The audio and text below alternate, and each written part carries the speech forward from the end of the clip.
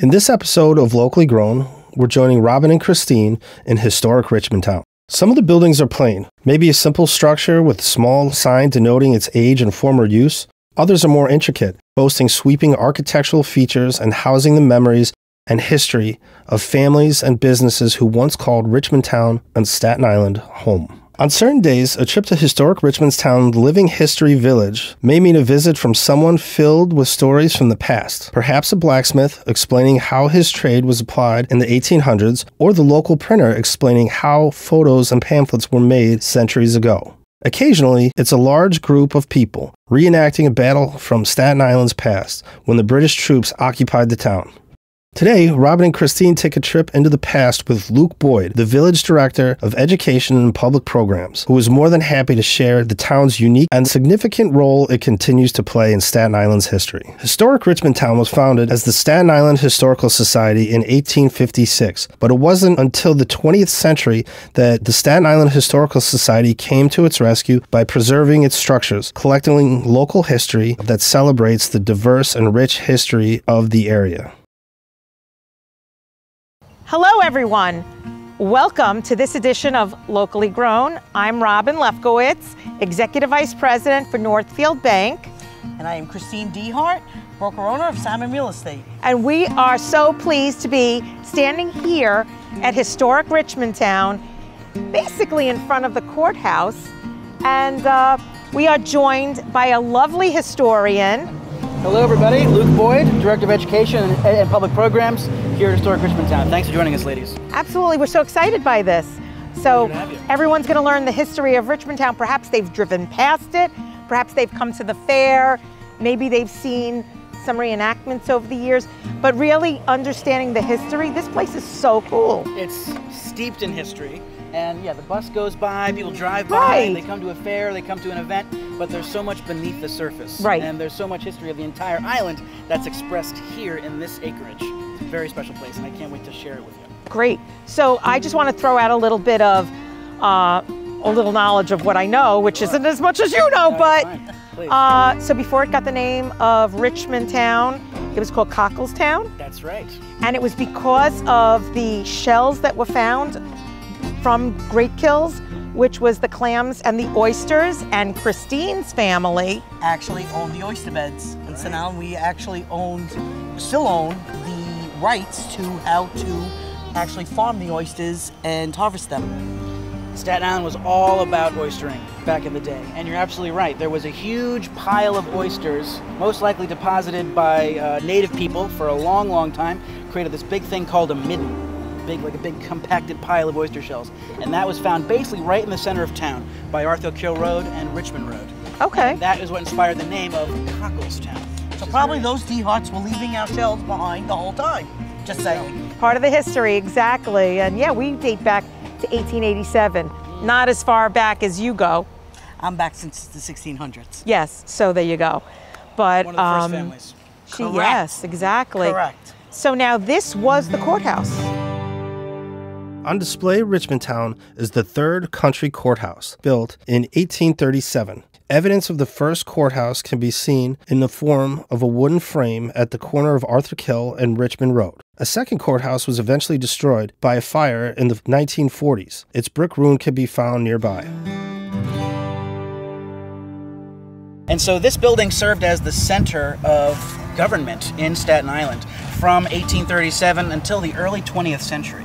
And so we know in 1898, Staten Island becomes a part of New York City, the Incorporation Act, when Staten Island joins with Queens and the Bronx, all part of New York City. And so before that, Staten Island was not part of New York City. It was its own place within New York State. And aren't we trying to get back there now? Well, it's where everybody would summer. Yes, that's true too. They come here to vacation. Leisure, yes. Exactly. South Beach, yep, and all of that yes. sort of beautiful vacation land stuff. So when the reincorporation happens, the center of business moves north to St. George. And that's where the new courthouse is built, and the ferry service and all of that gravitational pull takes everyone up there, and Richmond Town, as it was then known, becomes kind of sleepy and kind of quiet because this courthouse is decommissioned, and the sort of center of life, kind of the pulse of life, leaves this area, which would make way for restorationists to come in and preserve the village in the decades to follow. Well, it's in amazing shape. It is. It's a great landmark. It's got that great trap rock exterior that's painted in that beautiful color, and the white really pops off of it. And every building on our campus has seen a lot of attention over the years, from restoration departments, from preservationists who have endeavored to bring a building back to a certain time of its life, right? Because in many of these buildings, like the Edwards Barton across the street, people lived in these buildings until the 1960s in some cases. And so we're trying to restore them back to the 1860s or the 1870s or 80s. And that takes a lot of work to strip back the years of reuse and modifications made to a property over time. The historic buildings dotting the historic Richmond town's property aren't all original to the site. Renovations on the existing buildings began in 1933, and after the museum opened up in the former county clerk and surrogate's office, the Staten Island Historical Society acquired several other buildings. A lot of, sort of archaeology one can do by looking at a building and sort of dating it yourself. Some of our buildings are not on permanent footing, they're on more temporary footing. Some of them had new foundations poured in the 1960s, 70s, or 80s when they were moved here. It's pretty amazing to look back. There's a house across the street, the Christopher House. I remember when that was moved here. Yeah, so it was a pile of stone. Right. In like the bicentennial. And it was built there, little pieces of it. Exactly, so that came from the Willowbrook neighborhood. And then it was reconstituted here in the 1960s and 70s, and it was a big project. It's one of our only stone houses on the property. And what's amazing about the Christopher House is that it has a tie to the American Revolution. And so we believe that the Christopher family, the last name Christopher who lived there, were part of the Committee of Safety, which was a sort of secret band of concerned citizens who would relay correspondence to the government in Philadelphia. So as the Declaration is being drafted and as the delegates of the convention are coming together in Philadelphia, there are groups throughout the colonies who are meeting in secret and reporting on the movements of the British and gathering intelligence and sending it into Philadelphia. And we believe the Christopher family was one of those families, and that the committees of safety met inside the Christopher House. So it's very historic. Very cool. Are all of the buildings original to Staten Island? Yes, so that is true. So even though some of the buildings were moved here from different places, they're all Staten Island buildings. So nothing came from Jersey, nothing came from Brooklyn. Everything here is pure Staten Island in terms of it was born here. In terms See of that? buildings. I like Locally that part. grown. Historic Richmond Town has exciting events throughout the year, including concerts, Old Home Day, artist talks, blacksmithing, reenactments, and candle dipping demonstrations, the apprentice program, and much more. It's not about a great man or woman of history or a rich person that owned a house. It's about the everyday folk that built up this place, built up this village, built up this island, and contributed to the creation of this country. And so it's a Staten Island story, but it's also an American story. And it's a story of the everyday folk who worked in the fields, worked in the shops, worked over a hearth, sweating over in a big dress. All of the texture of that experience is part of this living history that we tell. Among the most popular events are the historic reenactments. In 2021 and 2022, the town brought the Revolutionary War to life by reenacting a battle that saw the British Redcoats invade the not yet historic Richmond town. We're going to be hopefully restarting some kind of Civil War programming in the coming future. But basically, we transformed this landscape into a British-occupied hamlet in the 1770s. And we had a great contingent of Crown forces in June. So we had a lot of redcoats, and they were invading the village from the east. And so we had some colonial guys, some loyalists, and some militia who actually mobilized to repel those forces.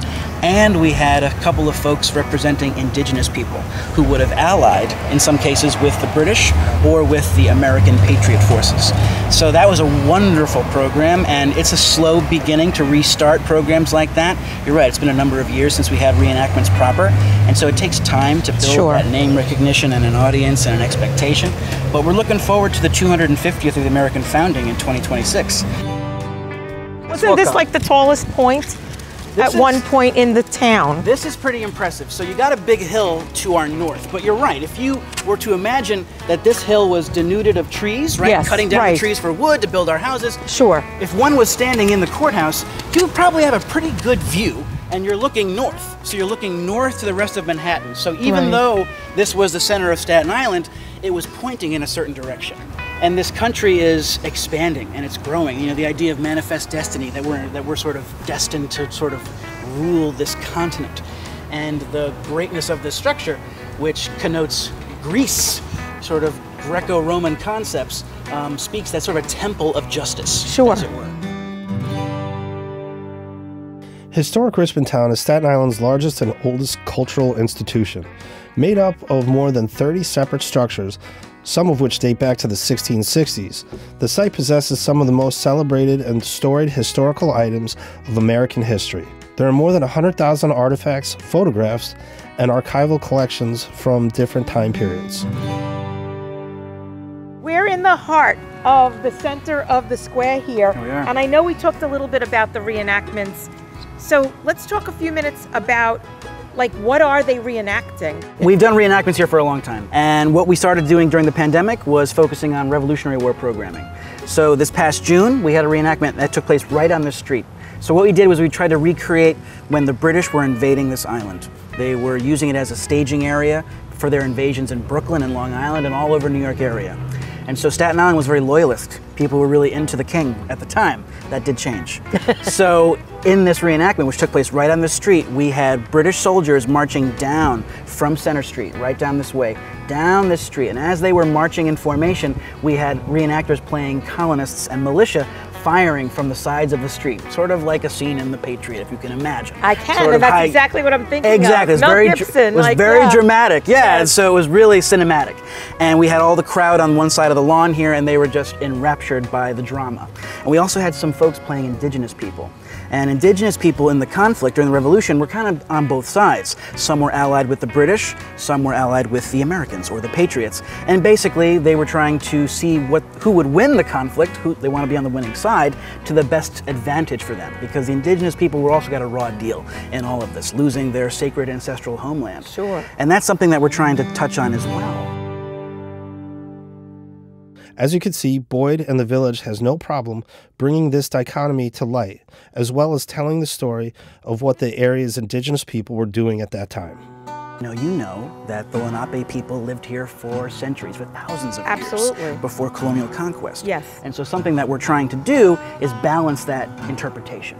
And so we started building a native encampment just a few yards past the ice cream shop right over there. You can just see it. You mean past the Boardwalk Empire backdrop of Yes. historic Richmond Town? Exactly, some cinematic history that took place right here. So why don't we walk over Wait, and take we a have look? one of our.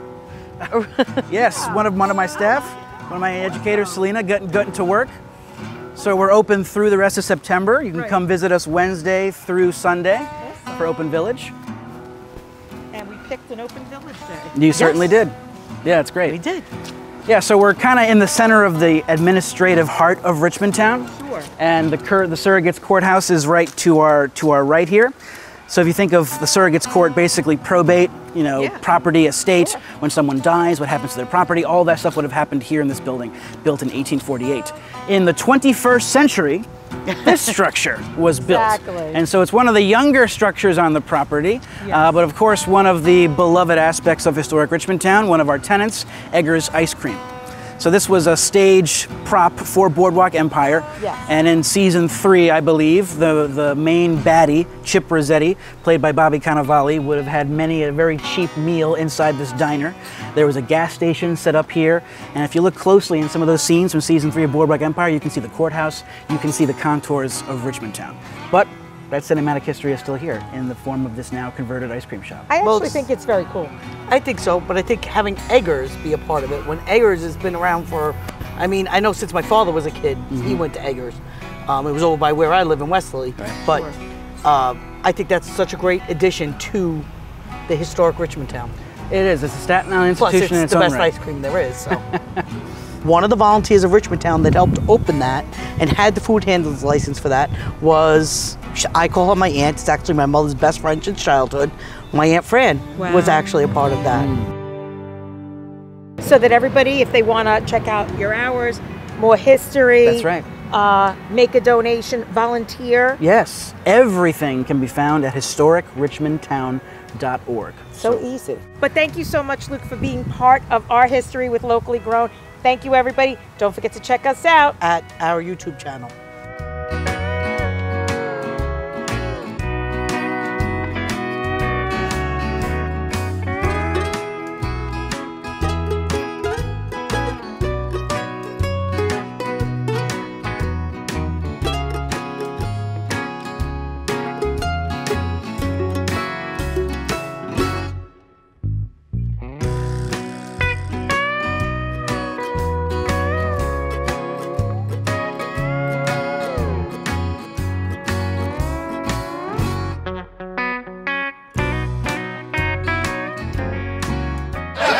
Mayor, fellow members of the City Council, in less than 2 hours, liquor will be declared illegal by decree of the distinguished gentlemen of our nation's Congress.